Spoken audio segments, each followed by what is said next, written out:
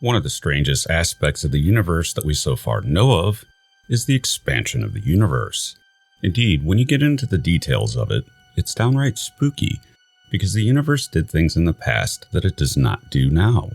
The rules can change. And if they ever do so again, if that's even possible, then it could be very bad news for anything that exists in the universe. It would be tempting to think of the Big Bang as a kind of explosion, which it was in a certain sense. But explosions as we see them are things that happen within the universe and are very predictable. They expand outward and get weaker with distance and area, spreading debris and a shockwave. Whatever the Big Bang was, it's important to state it that way, it did not do that.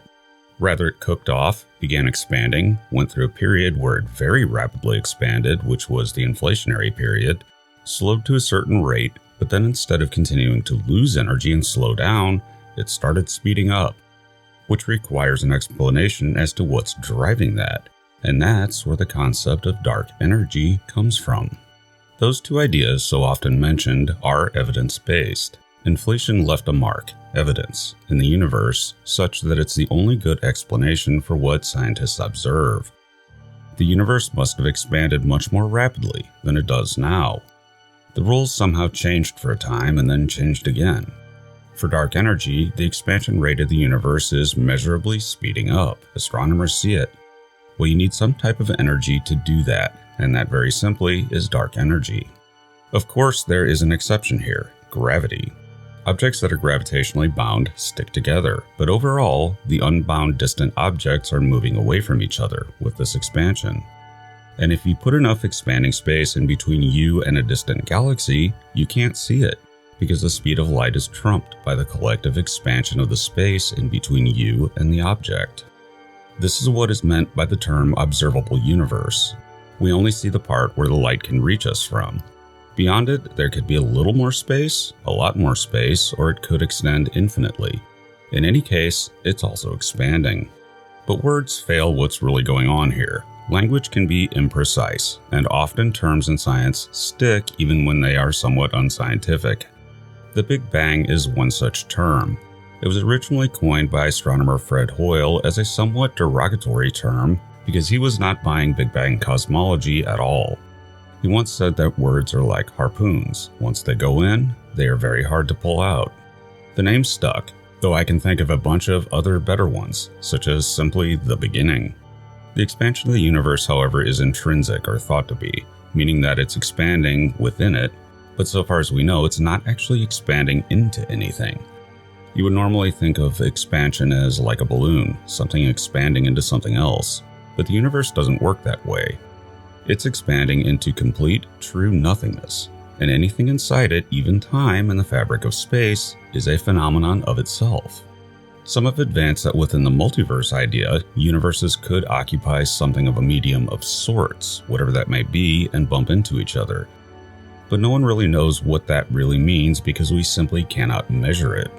The expansion of the universe is particularly interesting because it's somehow linked with time.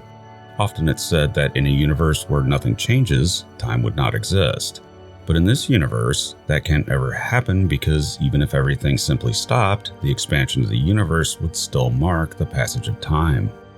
It also likewise takes time, no matter what you do, to cross space, which is part of the reason Einstein termed the whole thing space-time. The two are linked. The expansion of space, however, is separate and can vary, seemingly separate from time as we know it. In inflation theory, the universe expanded very rapidly for a time, beginning about 10 to the negative 32nd of a second after the actual Big Bang. During this time, the universe expanded its volume by at least 10 to the 78th. That's 10 with 78 zeros behind it. That's like expanding a tiny molecule by light years.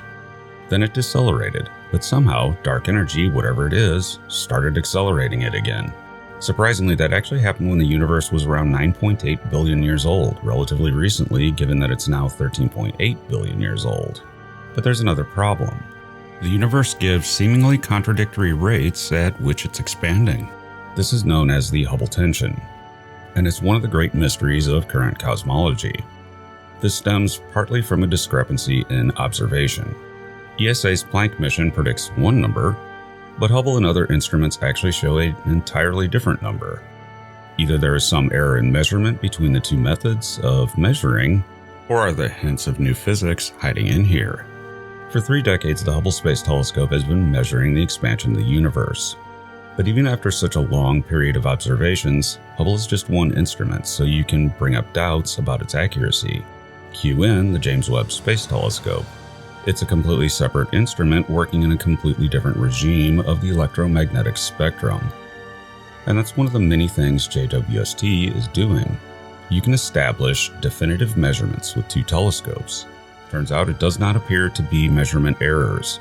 We appear to not understand something here. Not surprising, we know that we don't know lots of things already.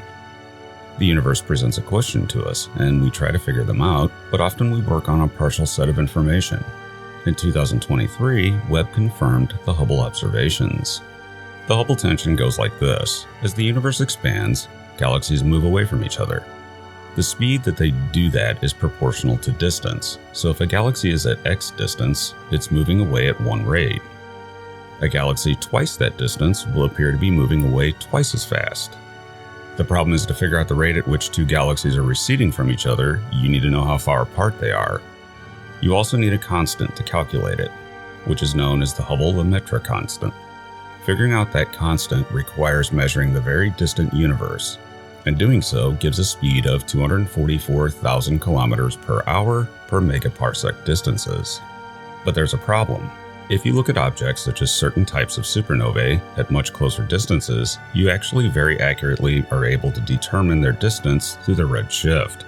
This gives you a second way to measure the constant, and it's off. It gives 264,000 kilometers per hour per megaparsec. This discrepancy should not be and has not been resolved, taking this issue into very interesting territory indeed. We must either be wrong about something, or space is expanding faster in our local area for some unknown reason, and it does not appear to be happening anywhere else in space so far as we know. That would be very messy indeed, which has led scientists to come up with hypotheses that might better explain the discrepancy. One recent example is based on an observation. It turns out our area of space is relatively empty compared to other areas, sort of like a bubble. Outside the bubble there's more matter, so the idea is that gravity is pulling the galaxies inside the bubble towards the edges, meaning that the discrepancy could just be an artifact of that movement instead of something involving the universe at large. This is known as an underdensity, and the problem with it is that they shouldn't exist. Matter should be more or less evenly distributed overall, so it's trading one problem for another. One potential issue here, though, is Einstein. This all is based on how Einstein envisioned gravity, something that seems experimentally well proven. But there's still a lot of remaining questions about gravity. If gravity behaves a little bit differently than Einstein predicted, then we could get into MOND, modified Newtonian dynamics. As it turns out, MOND does predict these kinds of bubbles, and the observed behavior and the Hubble tension disappears. Instead, it would simply be that there's only one constant for the expansion of the universe, and the observed deviation is due to matter being distributed irregularly. Yet another possibility is that there are unseen errors in the observations. It may be that tiny errors may get larger to the point that when we look deeper in the universe, the cumulative error in measurements becomes readily evident as the discrepancy. The problem is, when scientists looked into what might be causing those errors, if they are indeed there, they saw no evidence of them, and were able to effectively rule out measurement error. Essentially, what happened was this. There's a type of star known as a Cepheid variable star. These vary in both diameter and temperature very regularly. There is a strong relationship between a Cepheid's pulsation period and its luminosity. You can actually determine a known luminosity of this type of star. So the overall brightness of the star allows you to work out its distance. The idea was that the cumulative amount of stars in the same field as a Cepheid increases with distance, so it could be that some Cepheids are giving false brightnesses due to the presence of a nearby star from our point of view.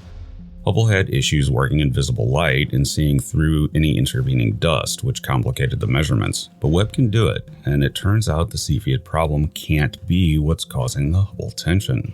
Future telescopes should help resolve this issue, including ESA's Euclid and the Nancy Grace Roman Space Telescope. Or they may not. or worse, deepen the mystery, potentially requiring a complete rethink of how the universe behaves at very long distances, if no other solution can be found. Or maybe, just maybe, the expansion of the universe itself is not so set in stone as we thought. Thanks for listening. I am futurist and science fiction author John Michael Godier, currently experiencing a Halloween anomaly. I know, you're saying, JMG, it's April, but I actually come up with the October spooky scripts all year long and I just save them. The script that I save for Halloween night is always the spookiest one, and I rarely know what it's going to be before October. But this year, it's different. A really spooky subject hit me out of nowhere, and I already know it's the Halloween video. It's going to be a good year, and be sure to check out my books at your favorite online book retailer and subscribe to my channels for regular in-depth explorations into the interesting, weird, and unknown aspects of this amazing universe in which we live.